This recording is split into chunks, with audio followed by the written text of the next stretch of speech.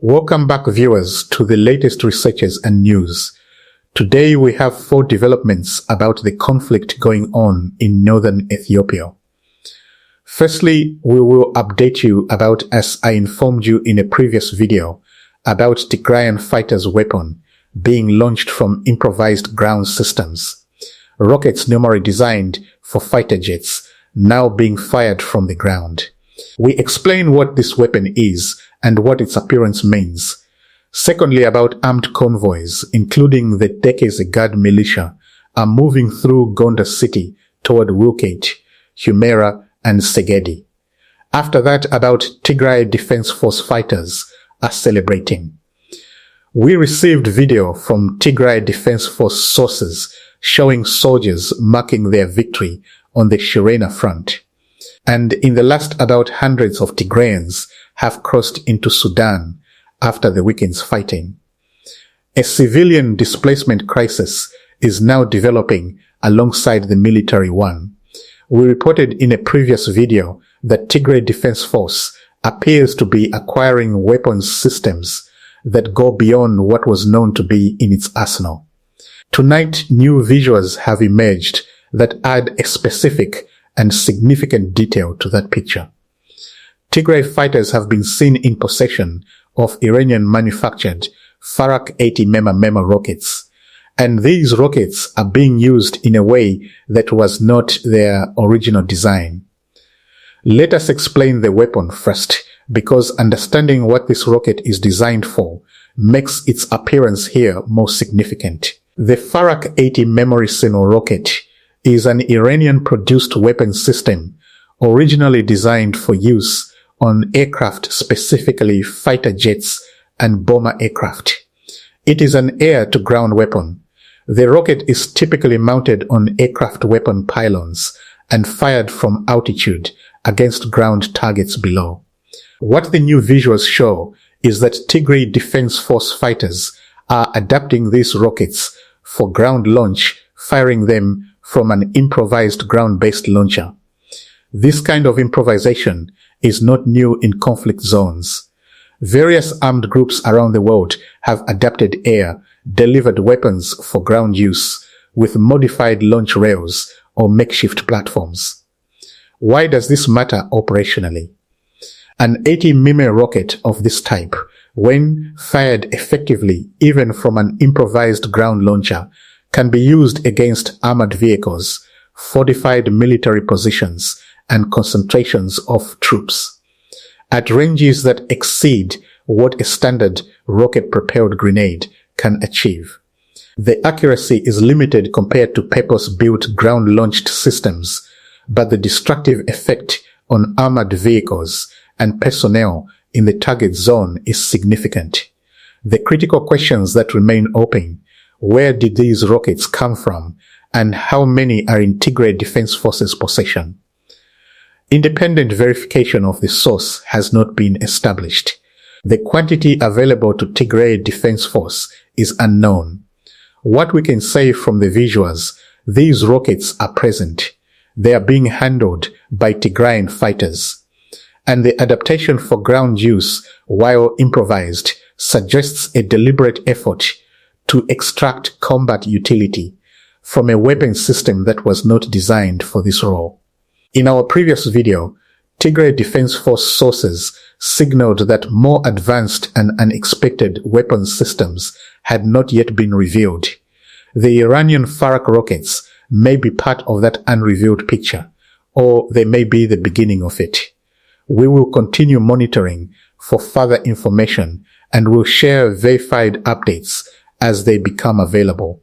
Now to the alarm being raised in the Amhara region. Reports and circulating footage are describing convoys of armed militia, specifically including the Tekeze moving through Gondar city and heading toward Wilkate, Humera, and Segedi. Before we analyze what this movement means, let us explain who and what is involved. The Tekeze is an Amhara regional armed force, a militia formation that operates in the contested western Tigray area, particularly around the Wilkate and Segete districts that Amhara forces have administered since the 2020 war. This is not a federal force, and it is not the regular Ethiopian National Defense Force. It is an ethno-regional armed group with a specific territorial interest, maintaining Amhara control over the parts of Western Tigray that have been under Amhara administration since the war. Wilkite, Humera, and Segede, the destinations of these convoys, are the same districts at the heart of the Western Tigray territorial dispute. These are the areas that the Tigray People Liberation Front political administration has consistently demanded be retained under the Pretoria Agreement. These are the areas where Ethiopian National Defense Force imposed a curfew in Humera. These are the areas adjacent to the Shererina border zone where the fighting erupted. Now the 2020 comparison. Those who lived through or closely followed the start of the 2020 Tigray war remember something specific. Before federal forces formally crossed into Tigray, there were militia movements through Gondar and the northern Amhara region. Armed convoys. Forces heading toward the western Tigray approach routes. Those who are watching today's footage of Teke's guard convoys moving through Gondar city are making exactly this comparison, and they are making it with fear, not as a rhetorical exercise. They are saying, we have seen this before. We know what came after. Whether this comparison proves accurate depends on what happens next. But militia convoys of this type moving toward the western Tigray border at exactly the moment when Ethiopian National Defense Force drone footage shows a completed invasion buildup along Tigray's borders. When Tigray Defense Force has reinforced Raya Alamata with heavy weapons, and when fighting has already erupted at Shererina, cannot be viewed as coincidence.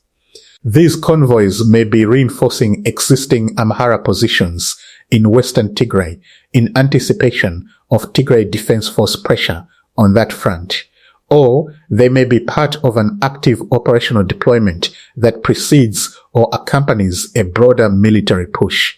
The direction they are heading Wilkate, Humera Segedi, points directly at the most politically contested zone of this entire conflict. Now back to the footage. Tigray Defense Force fighters are celebrating. The footage shows soldiers marking what they describe as their victory in the recent fighting on the Shererina front. What does a celebration video tell us beyond the obvious? It tells us morale. A military force that has just suffered a serious defeat does not film celebrations. It regroups, it reassesses, it tries to manage its losses.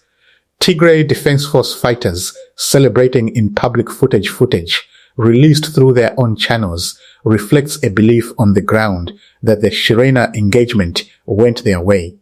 This is consistent with everything we've reported independently.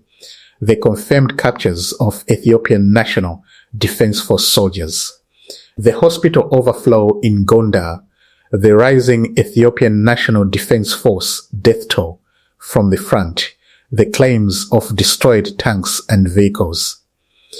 Tigray Defense Force's own fighters believe they won the Shererina engagement, and they are saying so on camera. That belief, whether fully accurate or partially inflated by the emotion of combat, is its own strategic factor.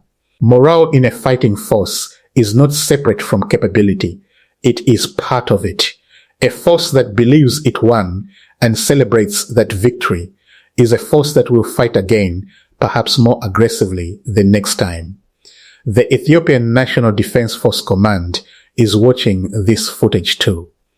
And they know that the narrative of Tigray Defense Force celebration versus Ethiopian National Defense Force hospital overflow is not the narrative they wanted coming out of the Shererina engagement. And finally, a development that brings the full human reality of what is happening in northern Ethiopia into focus. Hundreds of people from the Tigray region have crossed into Sudan following the weekend's fighting between Tigray Defense Force and Ethiopian National Defense Force forces. Let us explain who these people are and what their movement means.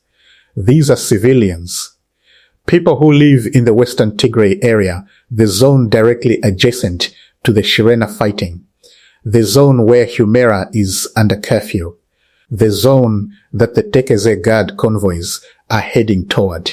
When fighting erupts in their area, or when the preparations for fighting become visible and credible enough, civilians make the decision to move, to cross a border, to enter a country that is itself in the middle of its own devastating civil war.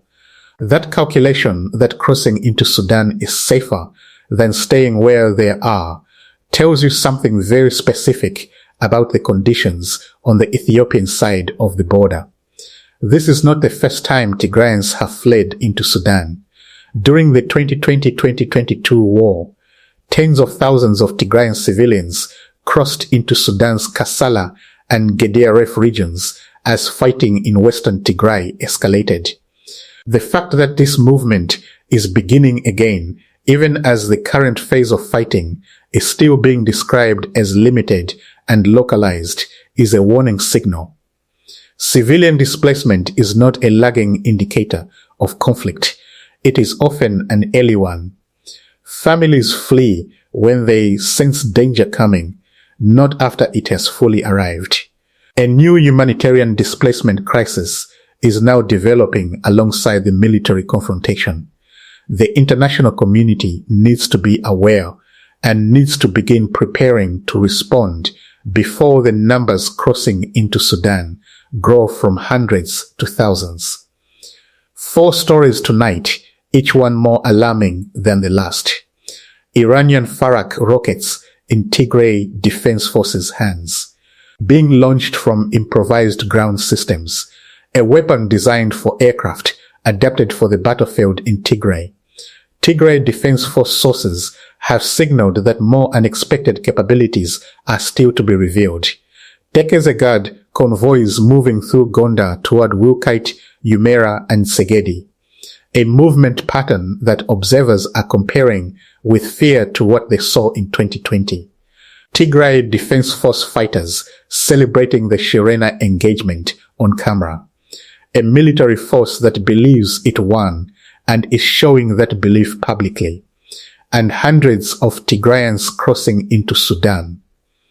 Families making the calculation that crossing an international border into a war-torn country is safer than staying where they are. The weapons are more advanced than expected. The militia are moving toward the front. The fighters are celebrating, and the civilians are leaving. This is where Ethiopia stands tonight. We will keep reporting every development as it emerges. Like, share, and subscribe, and ring the bell so you never miss an update.